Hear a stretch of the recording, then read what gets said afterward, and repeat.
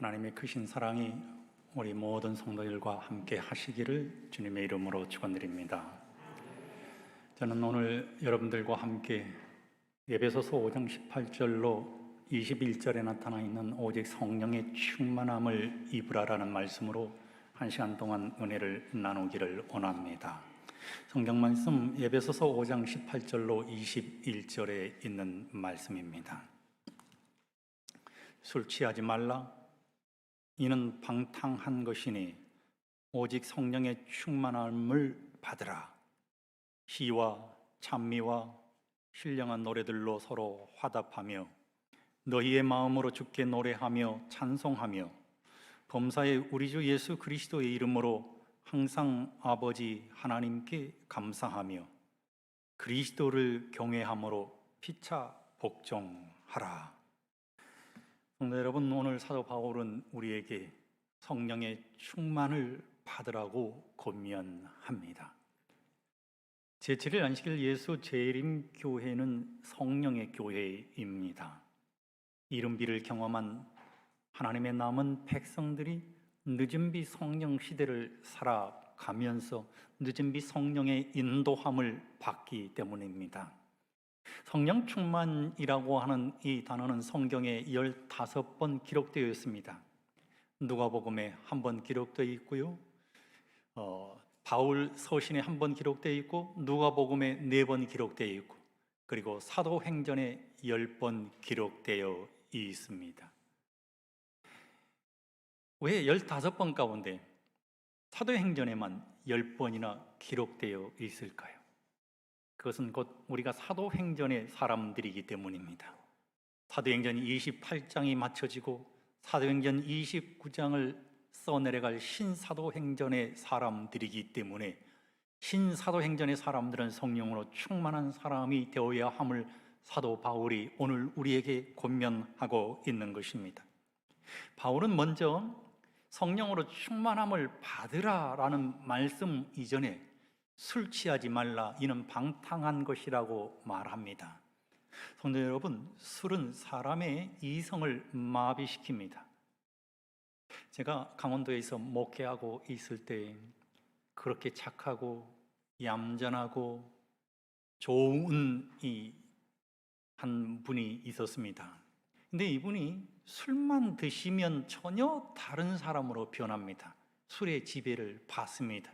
이분의 아내인 분이 저희 교회 집사님이셨는데, 이 집사님이 밤늦게 저희 교회를 찾아오면 남편이 술을 드신 것입니다. 전혀 다른 사람이 된 것입니다. 그런데 어느 날부터 이분이 교회에 나오기 시작하더니 예수님을 개인의 구주로 영접하게 되면서 이제는 더 이상 술의 지배를 받는 사람이 아니라 영의 지배를 받는 사람으로 변했습니다. 술집 가는 단단한 쇳덩어리가 용광로에 들어가면 불이 침투합니다. 그러면 새와 불이 하나가 됩니다. 성령의 충만함도 마찬가지인 것입니다. 예수님을 우리의 가슴 속에 가득 채우면 성령의 영께서 침투하여 들어오셔서 성령이 우리를 지배하게 되는 것입니다. 우리의 마음과 우리의 정신과 우리의 육체가 영의 지배를 받게 될 때 우리는 그것을 성령 충만이라고 말하는 것입니다. 성령으로 충만하다는 것은 오늘 우리가 예수 사람으로 변화되었다는 것을 의미합니다. 예수님처럼 말하고 예수님처럼 생각하고 예수님처럼 가르치고 예수님처럼 기도하고 찬양하는 것입니다. 성령 충만이란 예수님의 뜻으로 우리의 영혼이 채워지는 것, 성도 여러분, 이것이 바로 성령 충만입니다. 영국을 성령으로 물들인 사람은 존 웨슬리입니다. 한 번은 옥스퍼드 대학에서 웨슬리의 소문을 듣고 그를 설교의 자리에 초청을 했습니다. 웨슬리에 있는 수많은 웨슬리의 설교를 듣기 위해서 옥스퍼드 대학의 지성인들이 다 모였습니다. 웨슬리는 사랑하는 교수님들에게 성령 충만함을 받으십시오라고 설교했습니다. 세계 최고의 석학들 앞에서 말입니다.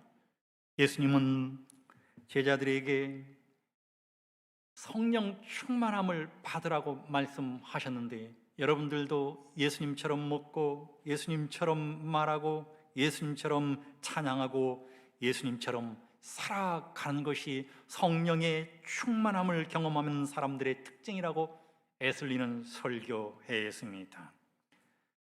성도 여러분, 이 웨슬리가 성령 충만함을 받으십시오 라고 설교하면서 말입니다, 이렇게 옥스퍼드 대학 교수들에게 권면을 했습니다. 옥스퍼드의 교수님들은 예수님을 직접 만난 적이 있으십니까? 예수님과 함께 식사했습니까? 예수님의 기적을 직접 보았습니까? 예수님을 직접 만나고 함께 먹고 기적을 목격했던 제자들도 성령이 임하여 권능을 받은 다음에야 나가서 영혼을 건질 수 있었는데, 그렇다면 여러분들이야말로 반드시 성령의 충만함을 받아야 하나님의 종으로 쓰임 받을 수 있지 않겠습니까? 라고 설교했습니다. 에슬리의 설교를 듣고 지성에 있는 교수들이 깨어지고 옥스퍼드 대학의 성령 운동과 영적인 계획 운동이 일어났습니다. 성도 여러분, 성령이 역사하자 영국은 변화되었습니다. 영국 전체가 복음으로 물들여 갔습니다. 그리고 생활의 변화가 이르러 오게 된 것입니다. 사도행적 12쪽에는 마지막 시대를 살아가고 있는 우리에게, 하나님의 교회인 우리에게 엘렌 화이트는 이렇게 권면합니다. 하나님의 교회는 다양한 은사와 성령의 능력을 충만하게 받은 여러 성도들이 모인 궁정이다 라고 기록했습니다. 하나님의 교회는 성령의 능력을 충만하게 받은, 다시 말하면 성령 충만한 사람들이 모인 궁정이라고 말한 것입니다. 그렇다면 우리는 어떻게 해야 성령 충만함을 경험할 수 있을까요? 어떻게 하면 우리는 성령의 사람이 될 수 있을까요? 저는 성령 충만한 사람이 되는 비결을 사도행전 1장에서 예수 그리스도의 12 제자들이 성령 강림을 경험하기 전에 그들이 어떤 신앙의 삶을 살아냈는가를 함께 조명하면서 우리 모든 성도들도 성령 충만함을 경험하게 되기를 소망합니다. 사도행전 1장 3절은 이렇게 말합니다. 하나님 나라의 일을 말씀하시니라. 예수님께서 40일 동안 제자들을 만나셨습니다. 부활하신 후의 말입니다. 40일 동안 예수님께서 하신 일이 무엇이었을까요? 물론 그들을 격려하고 그들과 함께 교제하고 그들과 함께 떡을 떼는 것도 중요했지만, 예수님께서 가장 중요하게 생각하신 것은 무엇이었는가 하면 그들의 가슴 속에 하나님의 말씀을 새겨주신 것입니다. 성령 받기 위해서 우리 모든 성도들이 하루 24시간을 하나님의 말씀 속에서 살아가게 되시기를 주의 이름으로 축원드립니다. 뿐만 아니라 사도행전 1장 4절로 5절에 있는 말씀을 보면은 성령의 충만함을 받기 위해서 예수님의 제자들은 기다려야 했습니다. 무엇을 기다려야 했을까요? 하나님의 약속을 기다려야 했습니다. 예수님께서 십자가의 길을 걸어가야 했습니다. 제자들에게 나는 이제 이 세상을 구원하기 위해서 십자가의 길을 가야 한다고 했을 때 예수님과의 사별을 두려워한 제자들이 말입니다, 슬퍼했습니다. 그래서 예수님께서 요한복음 14장에 재림을 허락하시면서 제자들에게 준비되어 있으면 예수님께서 이 땅에 다시 오셔서 예수님께서 준비하신 초소로 데려가시겠다고 약속하셨습니다. 그래도 제자들이 너무 슬퍼하니까 요한복음 15장에서 제자들아 슬퍼하지 말아라, 내가 너희를 위해서 보혜사를 보내겠다 했습니다. 보혜사는 위로자 아니겠습니까? 성령 하나님께서 슬픔에 있는 제자들을 위로하시겠다고 하는 것입니다. 도와주시겠다고 하신 것입니다. 예수님이 계시지 않지만 진리의 영이 그들 가운데 역사하시겠다고 하신 것입니다. 그리고 예수님께서 부활하시고 나서도 사도행전 1장 4절에 아버지께서 약속하신 것을 기다리라. 요한은 물로 침례를 베풀었으나 너희는 몇 날이 못되어 성령으로 침례를 받으리라 라고 기록하고 있는 것입니다. 실제로 제자들은 10일 동안 성령을 기다립니다. 그런데 그들이 성령을 기다렸을 때 성경은 한 가지 조건을 제시했는데 그들이 기다리는 것으로만 그치지 아니하고 말입니다. 한 가지 전제 조건이 무엇이었는가 하면 기도하는 것이었다고 하는 것입니다. 사도행전 1장 13절로 14절에 있는 말씀을 보면 들어가 저희의 요한은 다락에 올라가니 거기에 예수님의 12제자가 모여 있었습니다. 14절에 있는 말씀을 보니까 더불어 마음을 같이하여 전혀 기도에 힘쓰니라 라고 기록합니다. 그 다락방에 모인 제자의 수가 120명이었습니다. 120명이 모여서 한 자리에서 할 수 있는 일이 무엇이었는가 하면 기도하는 일밖에는 없었다고 하는 것입니다. 성도 여러분, 하나님 앞에 성령 충만함을 달라고 기도해 보셨습니까? 정말 성령을 간절히 구해 보셨습니까? 예수님께서 누가복음 11장 13절에 너희가 악할지라도 좋은 것을 줄 줄 알거든 아버지 하나님께서 너희에게 성령을 주시지 않겠느냐라고 말씀하셨습니다. 하나님은 기도하는 사람에게 성령 충만함을 주시겠다고 약속하신 것입니다. 제가 서울의 한 교회를 담임할 때였습니다. 그 교회는 말입니다, 옛날에 300명이 넘게 모이는 교회였습니다. 근데 그 교회에 제가 부임해서 보니까 성도님들이 풀이 죽어 있는 것입니다. 옛 영광의 교회가 미치지 못하기 때문이었습니다. 저는 그 교회에 부임하고 나서 교회를 어떻게 하면 살릴 수 있을까? 하나님의 성전으로 나가서 하나님 앞에 기도할 때 하나님 기도하오니 제가 이곳에 하나님 백성들을 섬기는 동안에 이 교회가 꽉 찰 수 있도록 하나님 저와 함께 해주십시오. 영혼을 보내주십시오. 제가 그렇게 매일 하나님 앞에 기도하는데 어느 순간 말입니다, 그 기도가 저의 욕심의 기도였다는 것을 깨닫게 되었습니다. 왜냐하면 제가 기도했음에도 불구하고 성도들의 얼굴에 기쁨이 없었기 때문인 것입니다.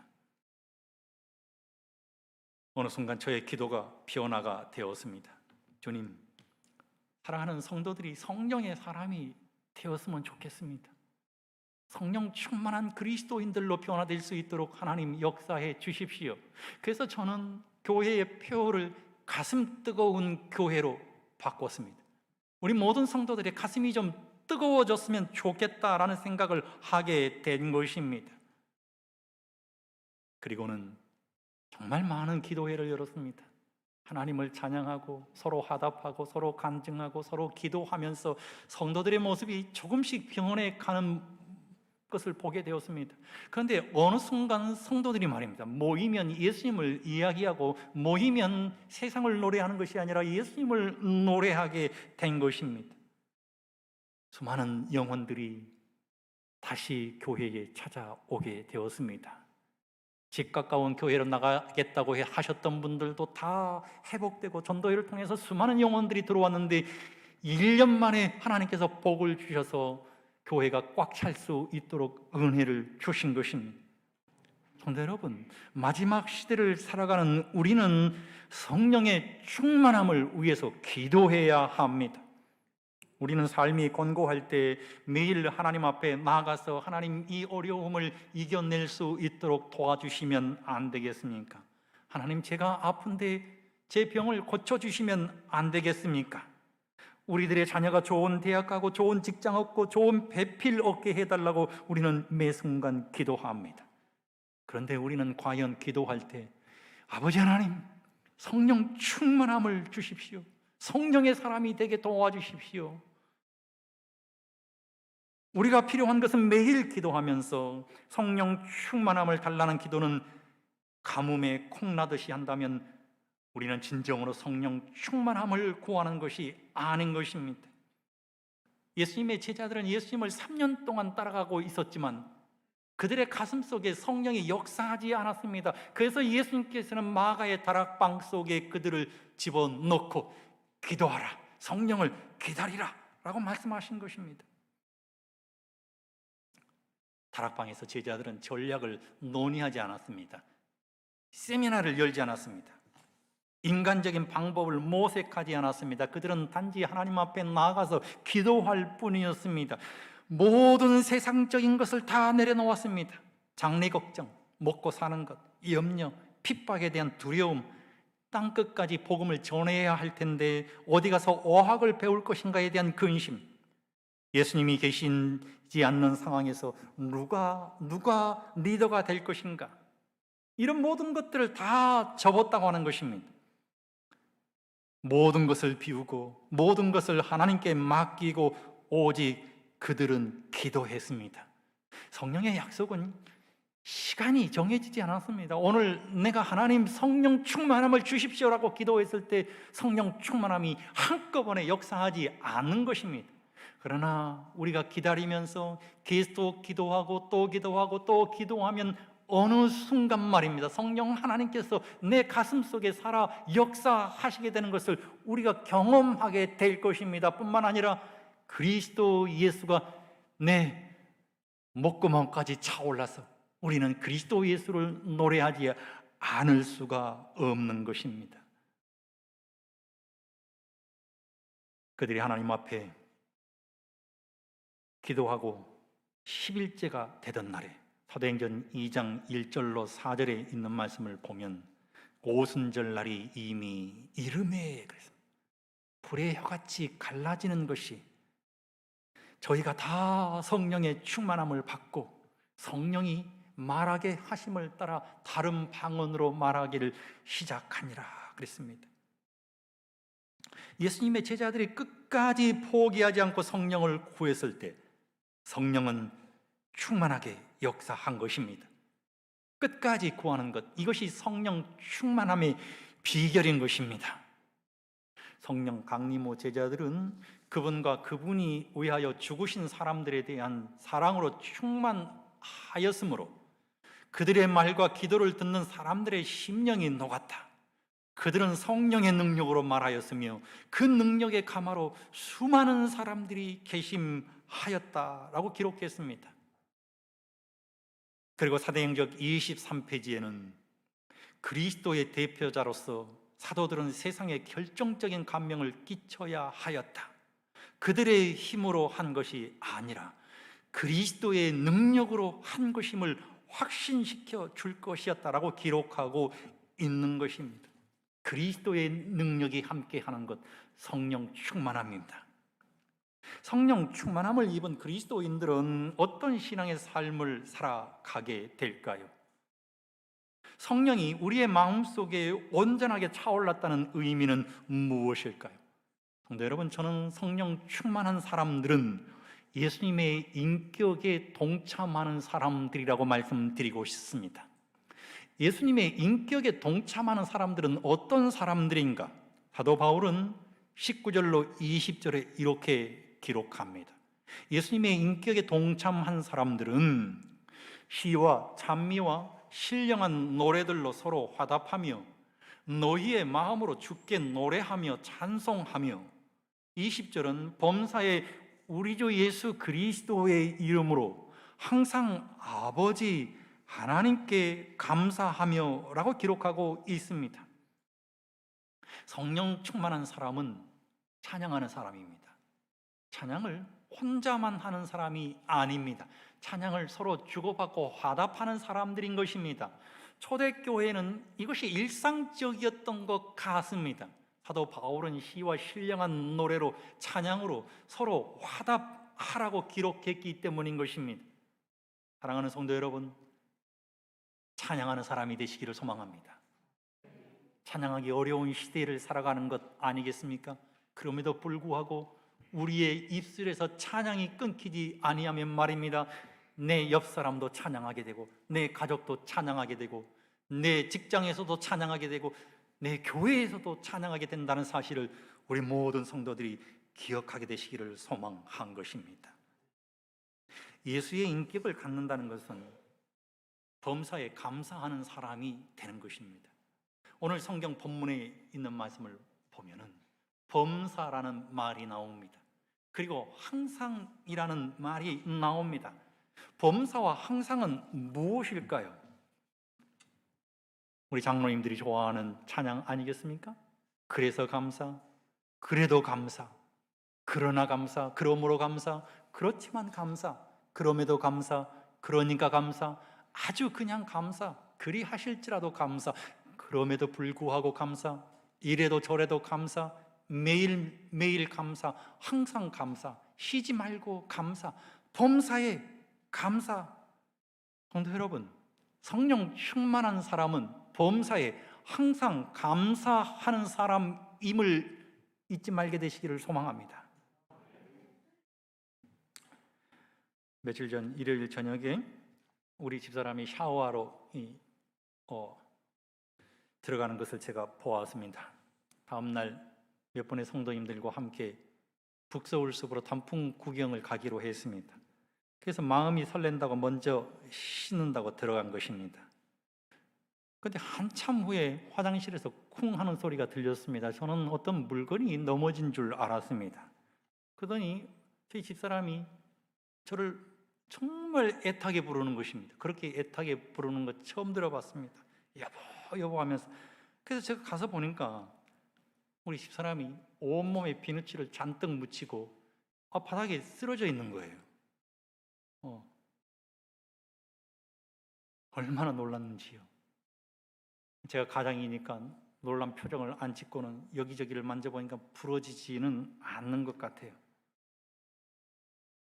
겨우 진정을 시키고 몸을 대충 씻기고 나와서 제가 이순자 집사님에게 전화를 걸었습니다. 집사님, 응급실 가야 되는데 어디 가면 좋겠습니까? 목사님, 오늘 가면 너무 고생합니다. 아픔을 참고 밤새 기다리십시오. 그리고 그 다음날 가십시오. 그래서 그날 저녁을 통증으로 보내고 병원에 가서 보니까 쇄골이 골절됐다고 그래요.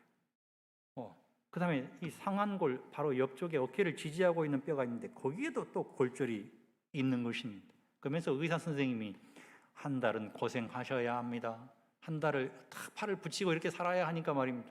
한 달 동안 또 팔이 안 올라가니까 또 한 달을 고생해야 합니다. 근데 화가 날 일 아니겠습니까? 근데 화가 나지 않는 것입니다. 하나님 앞에 감사하는 조건이 더 많은 것 같았습니다. 왜냐하면 말입니다.